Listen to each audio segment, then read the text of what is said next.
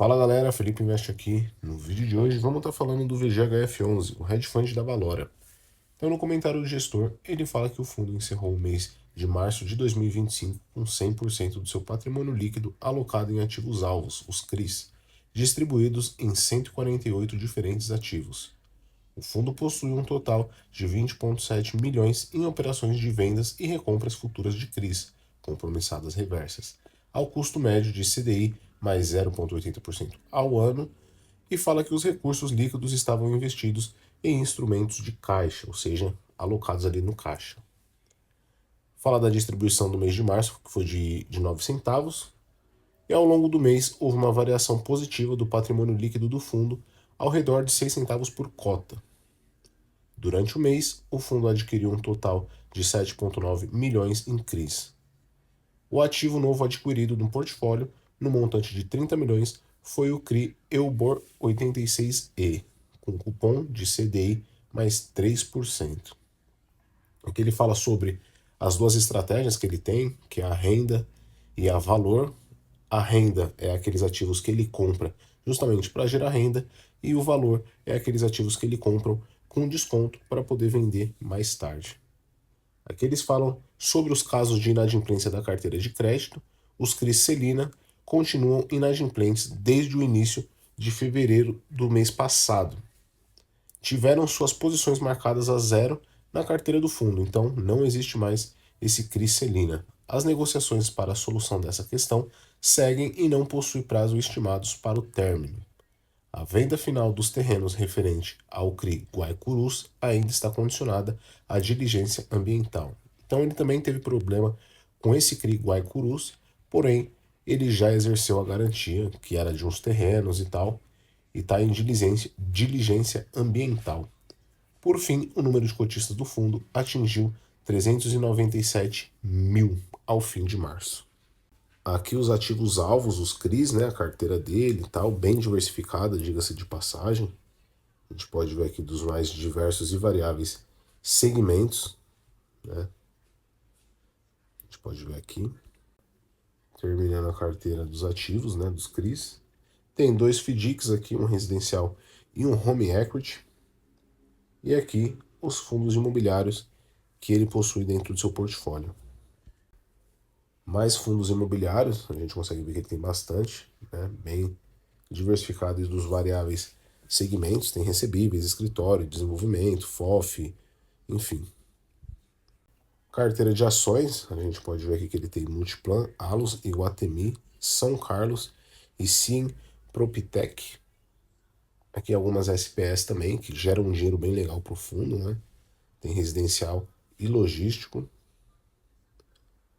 Taxa de juros média ponderada por indexador e rating. A gente pode ver que essa cota segue com um bom deságio, né, frente ao valor patrimonial. Distribuição de resultado, a gente pode ver aqui. Inclusive, a despesa desse fundo é bem alta, né? Quase 2 milhões. Porém, o resultado passível de distribuição foi de 13,194 milhões. Já a distribuição total foi de 14,824 milhões. Ah, mas a saúde financeira desse fundo como que tá? Sendo que ele gerou 13 e pagou 14. A gente vê aqui nos últimos 12 meses. Nos últimos 12 meses, ele distribuiu, foi um resultado passível de distribuição que ele obteve de 178 milhões. Porém, a distribuição total foi de 176 milhões. Então aqui a gente consegue ver que tem mês que ele gera mais, tem mês que ele gera menos e tal. Porém, dentro dos últimos 12 meses... Eu dei um corte no vídeo, galera, porque o vizinho de cima tava batucando aqui. Então, dentro dos 12 meses, tá tudo ok com esse fundo. Alocação por estratégia, a gente pode ver aqui. Crédito, CRI, FDIC e tal. Aí tem FIIs, ações, SPS e FDIC subordinadas. Alocação por ativo-alvo, a gente pode ver aqui que está quase 50-50 entre CRI e fundos imobiliários. Alocação por indexadores dos CRIs, a gente vê aqui que tem bastante PCA, CDI e tal. Alocação por segmento dos CRIs, então ele é bem focado em residencial, né, quase 56% aí praticamente, em desenvolvimento, e dos restos mais variáveis e diversificados.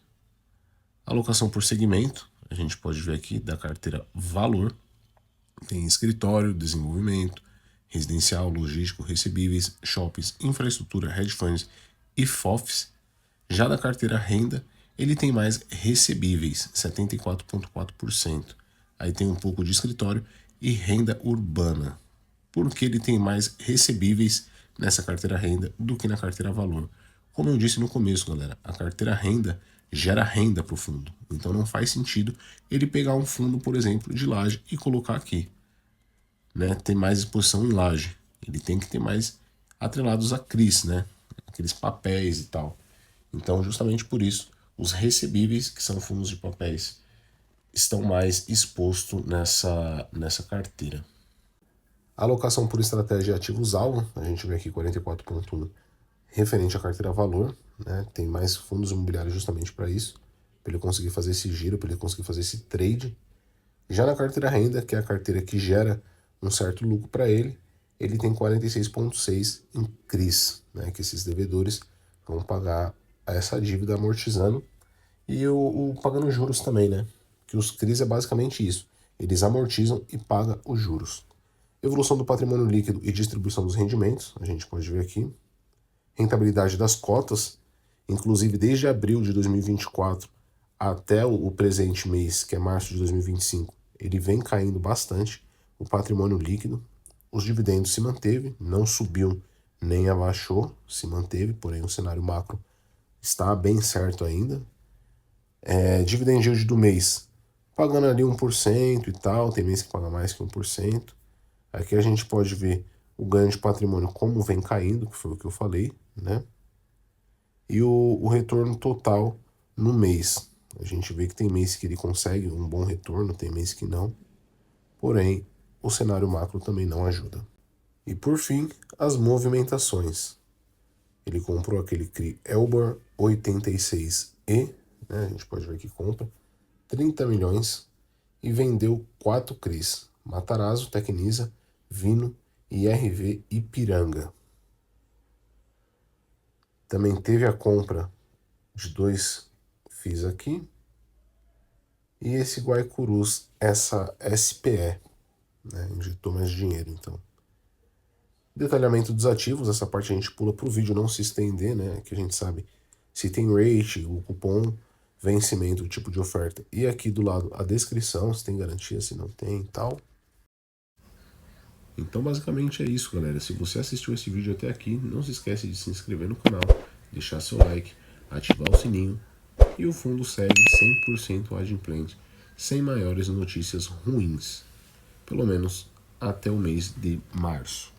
Eu sou o Felipe Invest e